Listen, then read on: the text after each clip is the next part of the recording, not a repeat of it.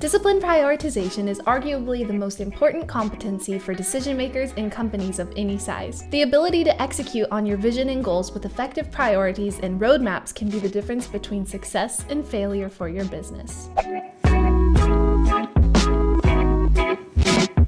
What's up everybody, Helena here from Airfocus, the product management tool that enables you to confidently prioritize what to work on next, build and share clear roadmaps, and collaborate on strategy. In today's video, we're going to be talking about how you can take prioritization to the next level and the 4 easy steps to achieve that. Let's kick the video off by looking into why great prioritization is instrumental to your company's success. The cost of poor prioritization or no prioritization at all is largely influenced by your company's size, sector, and region. Research shows that lack of prioritization is a universal challenge and one of the leading causes of waste for organizations. Looking at the example of IT deployments in North America, Gartner research revealed that out of the 1 to 2 trillion invested annually, 30% or 300 to 600 billion is wasted. Much of this waste can be attributed to not doing the right work. Of course, sometimes leaders simply make mistakes and prioritize the wrong tasks. We're all human, but more often than that, the problem is that leaders don't prioritize at all. This issue comes down to broken or missing prioritization workflows and activities. Strategy and prioritization are ongoing and ever-evolving tasks. They are constantly influenced by changing internal and external conditions. Strategies and planning workspaces can become outdated the moment certain parameters change. That's why it's essential to have a process in place that facilitates real-time agile road mapping. Here are the 4 steps on how to optimize your decision-making process. Step 1. Define strategic value and cost drivers. The prioritization process itself comes down to a calculation of 2 competing factors. The first factor is the value of pursuing a given project, feature, or initiative. And the second factor is the related cost. You don't want to stop here though. Your value and cost factors are usually multidimensional and include a range of sub-criteria that could even be weighted differently. For example, on the value side, this could mean questioning whether a midterm rise in revenue is more important than long-term strategic fit. Or on the cost side, you can question whether the development effort is more crucial for product success than the marketing dollars spent. Sometimes this can feel like comparing apples and oranges, but mapping out the right criteria is the first key step to bring clarity to the process. Check out our detailed guide on how to set up a prioritization framework yourself, or just pick one of our ready-to-use templates on the most effective decision-making methods that can guide you through this process. You can find a link to the templates in the description box below. Step 2. Rate your projects, initiatives, or features. Once you've added your items to the table, you can start rating them for each of the value and cost drivers that you defined in step number 1. This creates a prioritized list based on data and objective factors. It's wise to include collaborators in this part of the process to identify potential obstacles and to resolve any concerns that may impact decisions in the long run. Here's a quick tip for you. Transparency and communication are key to productive road mapping. Involving the right team members and stakeholders helps to communicate your roadmap more effectively so that everyone is on the same page. Now, let's move on to the 3rd step. Discuss your priorities and decide on next steps. With all items being scored, you can now evaluate priorities and map them out on a 2x2 matrix. Having priority scores and visualized charts at hand allows you to discuss your priorities with your team and stakeholders and make decisions. You can ask questions like, which items hold priority? Which items don't? What is the timeline? Or who's in charge? Visualizing your priorities in this way eradicates the need to make decisions based on gut feelings. It also makes it easier to get buy-in from the wider business on your decisions when you can communicate an objective business case. The 4th and final step is to communicate your priorities to get everyone aligned. Now that you have a roadmap based on actual priorities, it's important to share it with operational teams on the ground in a language that they can understand. Kanbans or timelines are effective formats to communicate your priority matrix. This step is key to make sure everyone is aligned and working towards the same goals. Remember that ongoing communication allows your team to work in an agile fashion. Make sure to schedule regular check-ins and team meetings to sync your strategic priorities and guarantee successful implementation. Bringing structure and data-driven insights into your prioritization process is a surefire way to increase the success rates of your strategic projects, initiatives, or features. Real-time road mapping is the most effective way to execute projects in both a systematic and agile way and drive ROI for your business. If you want to take full advantage of your prioritization, you can use a road mapping and prioritization tool like Airfocus with a built-in prioritization matrix. Airfocus enables you to visually map out out your priorities on a chart and transform your priorities into an actionable roadmap at the click of a button. Put the airfocus prioritization templates to the test with our 14-day free trial and find out in minutes what you should focus on. If you enjoyed this video, let us know in the comments section and make sure you subscribe so that you can be notified of our new actionable guides and tutorials. And of course, until next time, happy planning!